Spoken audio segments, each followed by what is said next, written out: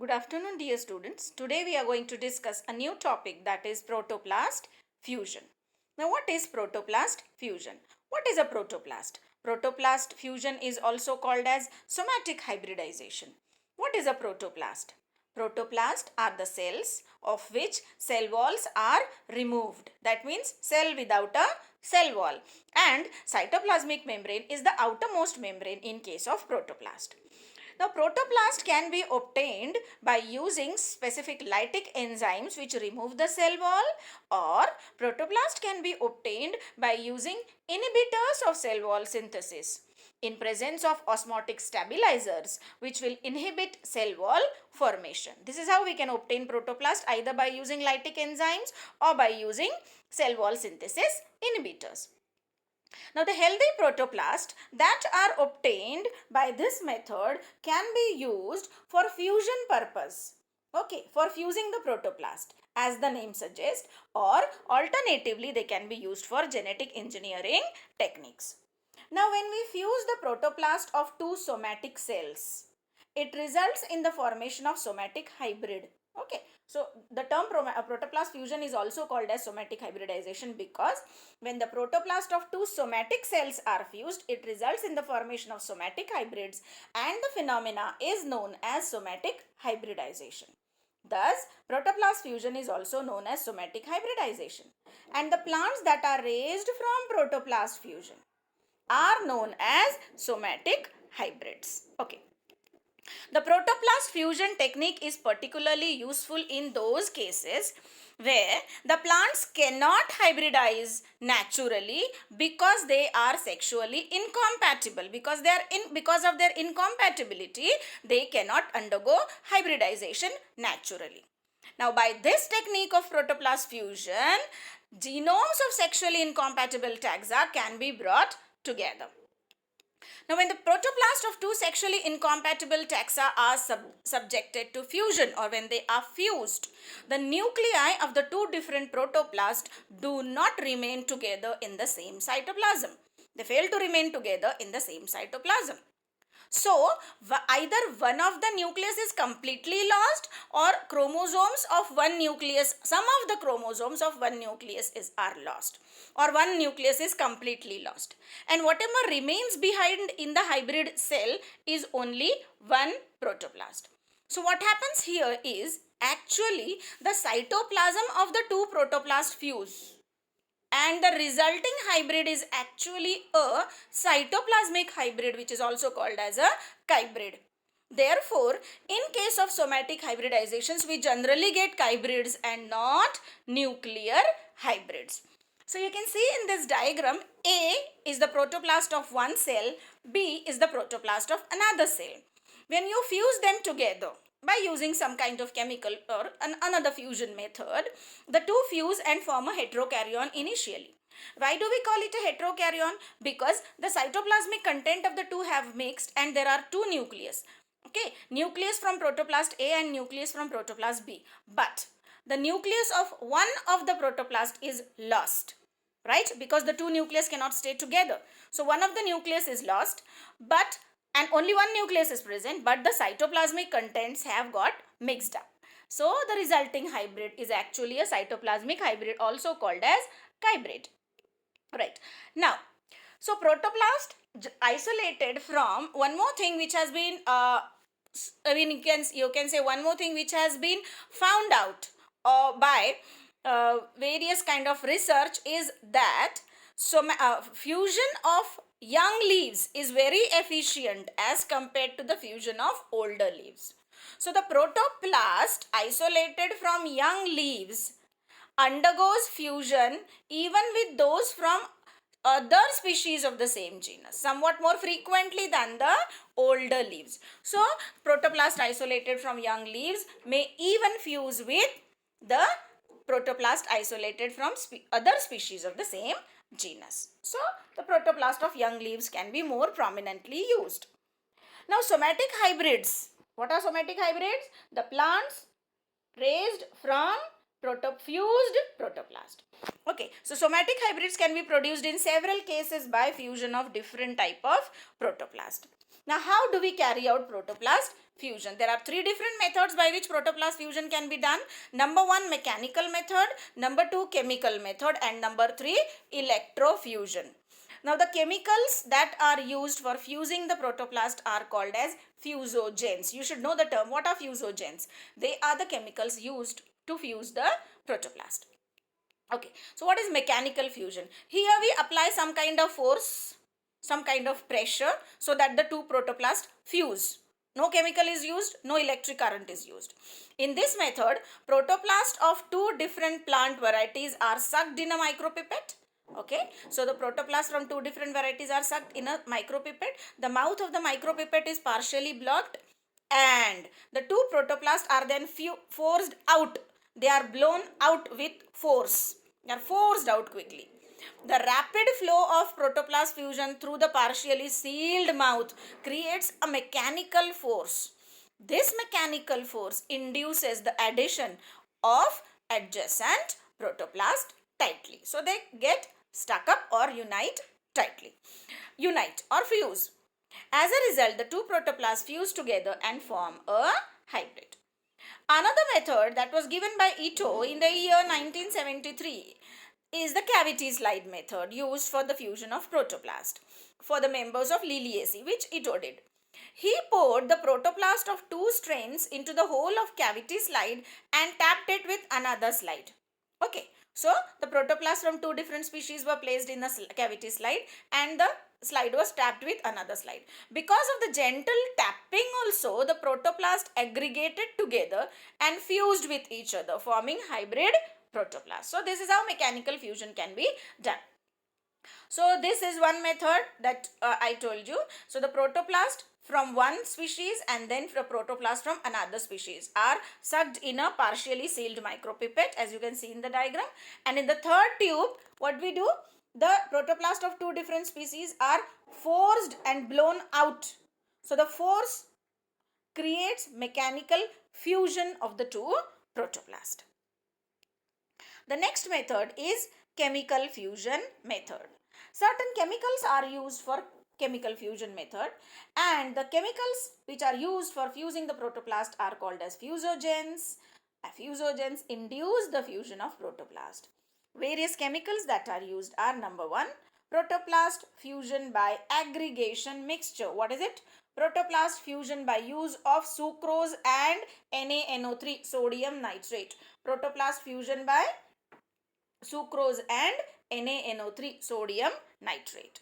Now, the protoplast isolated from two different varieties of plants are mixed together and treated with a mixture called as aggregation mixture. The mixture contains 10% sucrose and 5.5% sodium nitrate. So a mixture containing 10% sucrose and 5.5% sodium nitrate is mixed with the tube containing the protoplast of two different varieties. It is then incubated at 35 degrees Celsius for 5 minutes. Sodium nitrate causes plasmolysis in protoplast and hence the protoplast of the two species fuse together. Okay, so the protoplast are fused by incubating. The protoplast of two different varieties are mixed and incubated with a aggregation mixture containing 10% sucrose and 5.5% sodium nitrate. Because sodium nitrate causes plasmolysis in protoplast, the protoplast will undergo fusion. The protoplast are then transferred to a fresh nutrient medium for screening the hybrid protoplast. Hybrid protoplast of onions or maize or oat have been generated by this method. Now, another method of chemical fusion. So, protoplast fusion can be brought about by polyethylene glycol, one of the best known fusogen used for fusing the protoplast. Okay, used for protoplast fusion, the best chemical is the PEG, that is polyethylene glycol. So, Gamberg and Vetter first used polyethylene glycol to fuse protoplast of plant cells. Okay, in the year 1975. Polyethylene glycol acts as a fusogen. It fuses the protoplast. It is the most widely used method of protoplast fusion. The protoplast suspension is treated with 56% polyethylene glycol solution. It is shaken well for 5 minutes and the protoplast are allowed to sediment for 10 minutes. Okay. So protoplast suspension is treated with 56% polyethylene glycol solution, shaken well for 15 minutes and allowed to sediment for 10 minutes. The sedimentation results in the formation of protoplast pellet. These are washed, okay, these are washed with water and tested for the presence of hybrid protoplast. Polyethylene glycol brings about close contact between the protoplast, which induces their fusion. Okay. Now the next method is by using calcium at high pH. Okay. The protoplast are treated with 0.045 molar calcium chloride. Okay. So using calcium chloride to cause protoplast fusion. Right. Protoplasts are treated with 0.05 molar calcium chloride at the pH 10.5 for a few minutes, and then it is subjected to gentle centrifugation. Okay. Another method is protoplast fusion can be done by using a variety of other fusogens, other chemicals like polyD-lysine, polyl-ornithine, concanavalin A, cytochalazine B. Okay, all these chemicals act on the plasma membrane, facilitating the fusion of protoplast. Okay, so protoplast fusion can be done by mechanical method. It can also be done by chemical method, which is the most widely used method. What are the chemicals? Sucrose plus sodium nitrate aggregation mixture. Number 2, the most widely used one, polyethylene glycol. Number 3, calcium chloride at high pH. And number 4, a variety of other chemicals like polyD-lysine, cytochalazine B, concanavalin A, polyl-ornithine, etc. Okay, protoplast fusion can also be induced by combination of polyethylene glycol and heat. Okay, so we can also use combination methods, or we can use PEG plus electrofusion together, can also be used. Now, electrofusion is another method. Application of electric field to the two type of protoplast causes their fusion.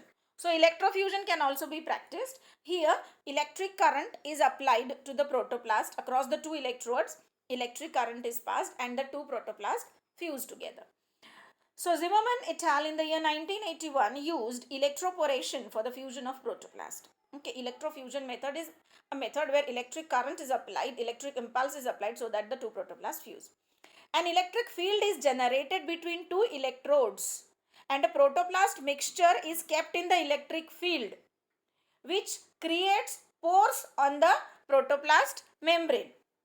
When the protoplast come close together, their transient membranes fuse at the point of contact within 20 to 50 microseconds. As a result, protoplast undergo fusion. Okay. So application of electric field between the two electrodes.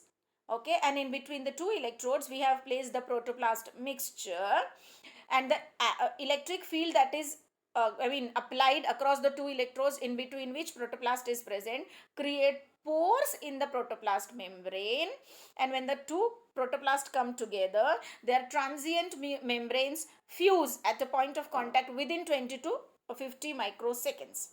As a result, they undergo fusion. Okay, now how do we regenerate the plantlets, or how a new plant is created by using protoplast fusion technique? So regeneration of plantlets by protoplast fusion. Now see, for the first time, Carlson and colleagues raised whole plant from hybrid protoplast obtained by fusing protoplast of N. glauca and N. langsdorffi. N means nicotiana. So it's a tobacco variety. So Carlson and his colleagues for the first time produced or raised a whole tobacco plant from hybrid protoplast by the technique of protoplast fusion. Okay, and the two varieties of nicotiana or tobacco which were fused were N. glauca and N. langsdorffi. Okay, now one would think, why do we fuse the two varieties of the same the same tobacco varieties? This is because it may be that tobacco leaves a very important part of the plant. So maybe that one variety is having larger leaves but disease resistance is not there. Another variety is having disease resistance but the leaves are smaller. So when you fuse the two, you may get a new plant having large leaf area, a larger leaf having disease resistance. So in order to get a variety having benefit or having more desirable characteristics, the protoplast of the two varieties can be fused. That is what was done by Carlson. The protoplast from the leaf cell of the two plants were isolated and they were allowed to undergo fusion.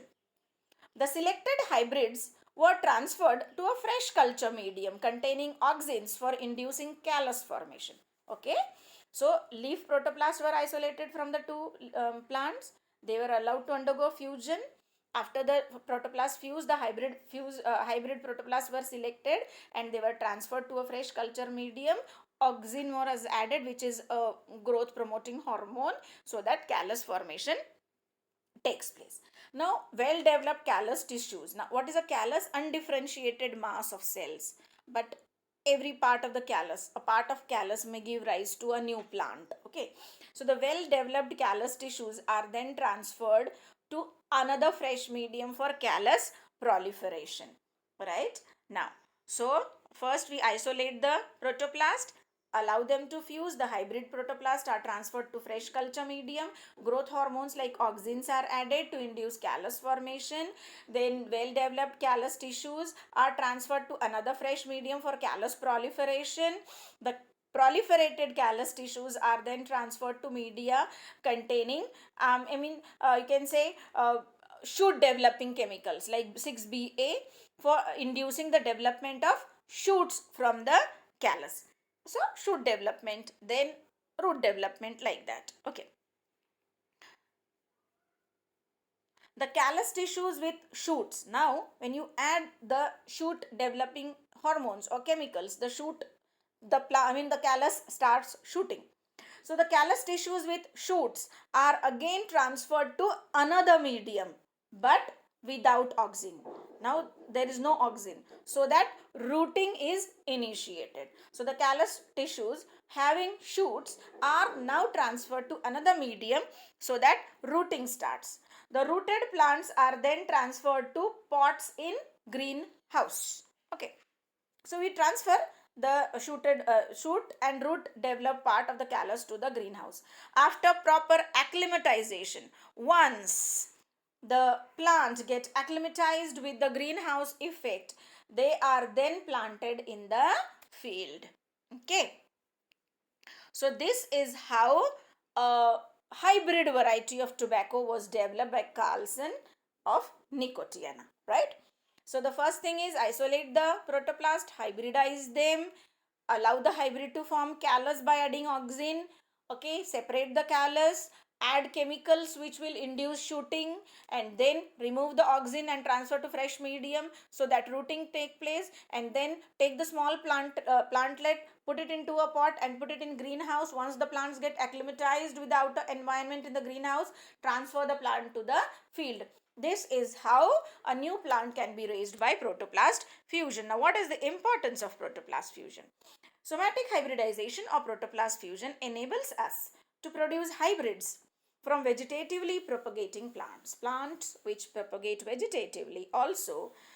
Okay, somatic hybridization can help us to produce hybrids from such vegetatively propagating plant where possibility of sexual fusion is remote.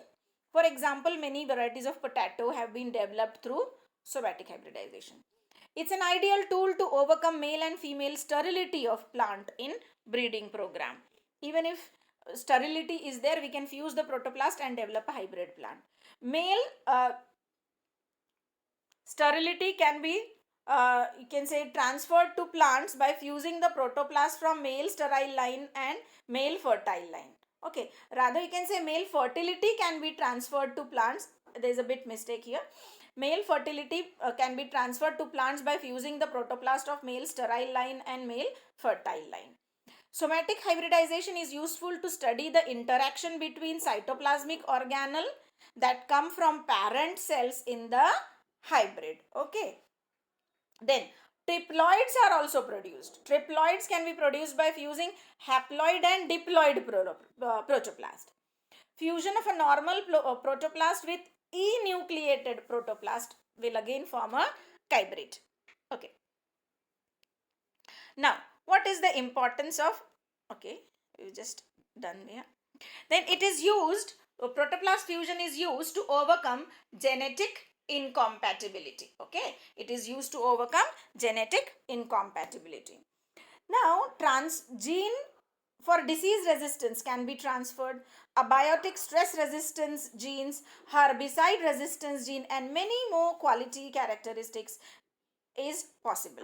Transfer of various, characteristic. Transfer of particular genes like disease resistance, abiotic resistance, stress resistance, herbicide resistance. All these genes can be transferred. Okay. Stress tolerant varieties of rice, wheat, and other crops have been raised by this method. Okay. Now, production of novel interspecific and intergenic hybrid. Okay, interspecific and intergenic hybrid is also possible. Okay, what is it? Intergeneric or interspecific. Okay, interspecies and intergeneric hybrid is possible by protoplast fusion. We all have heard about a plant, hybrid plant called pomato, which is a hybrid of potato and tomato. So this can be called as intergeneric. Two different plants have been fused to develop a fruit called pomato, a mixture of a hybrid of potato and tomato. Though it may not have a commercial or economic, I can say, importance, but it is good as far as the research in the field of protoplast fusion is concerned. Few other examples of plants which have been fused, which have been raised by protoplast fusion are a hybrid of wheat and rye, a hybrid of turnip and cabbage, a hybrid of wheat and oat, a hybrid of barley and rice. Okay, so that is all about protoplast fusion.